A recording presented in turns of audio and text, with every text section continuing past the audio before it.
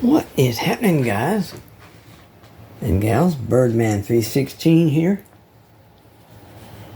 You see that pickup right there?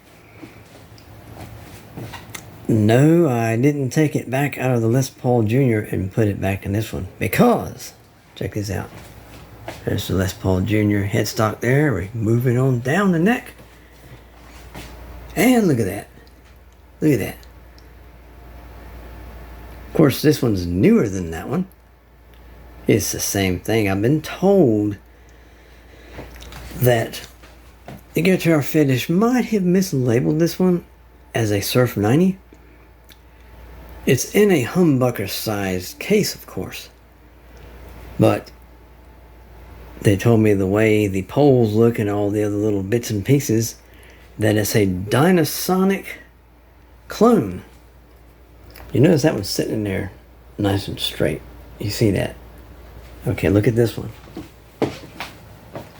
This one looks like what is. It's not the look to it. See how it's tilted back a little bit. It took me years to figure out why. But you remember on the Les Paul where I had to open the cavity just a tiny bit so it would sit in there.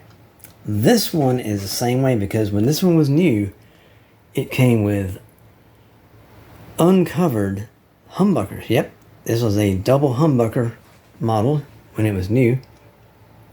I've got a video somewhere where I got it from Guitar Ray. Well, before I got it from him. When I got it from him, this thing was totally gutted. Well, it had the control plate and the old electronics in it and stuff like that, and it had the neck, and had the body, had the bridge, but it didn't even have the pickups or the scratch plate, scratch guard. Now, he was nice enough to leave this ring for me. So, it's a flat ring. It's not, well, let me see here. It is a little bevel to it because you can see where the back of it kind of slopes down a little bit, but as far as going across the body, because the body is a flat slab, you know, like your Telecostal, yeah, that's a slab body right there too. But next time I change the strings, I'm gonna have to go in there and pull that pickup out and very, very carefully take a little bit of wood off the front, because what it's doing is it's getting stuck and it won't even out. It's leaning back a little bit. You see how it's leaning back a little bit, as this one is straight, because that's what I had to do to make this pickup fit in there, because it was rated for a normal uncovered humbucker. So I had to take a little off the front and a little off the back side in the cavity to make that work.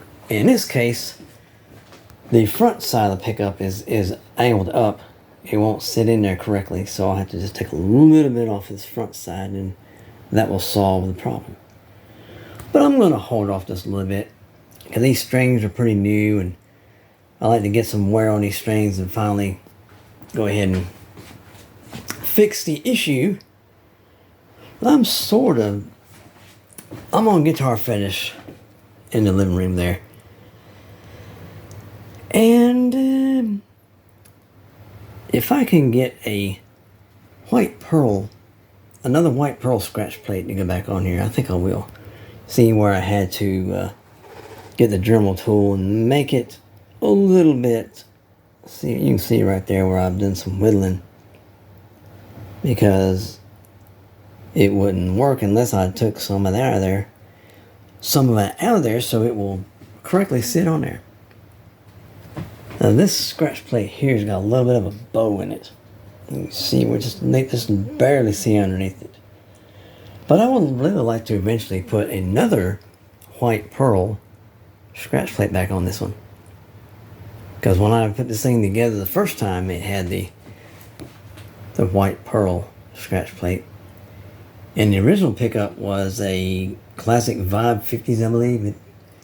It sounded pretty good, but it just didn't have it like this one does. This is like the 72 voiced pickup here. But this pickup's always been in here ever since I got it from Guitar Ray. So that is a story about these two pickups that are in two different guitars. One of these days I'm going to get a sound comparison of these two just on the bridge pickups. But until then, guys, I want everyone to have a great day, have a great night wherever you are. This is Birdman316, and as always, keep rocking. Make the world a better place. Sayonara.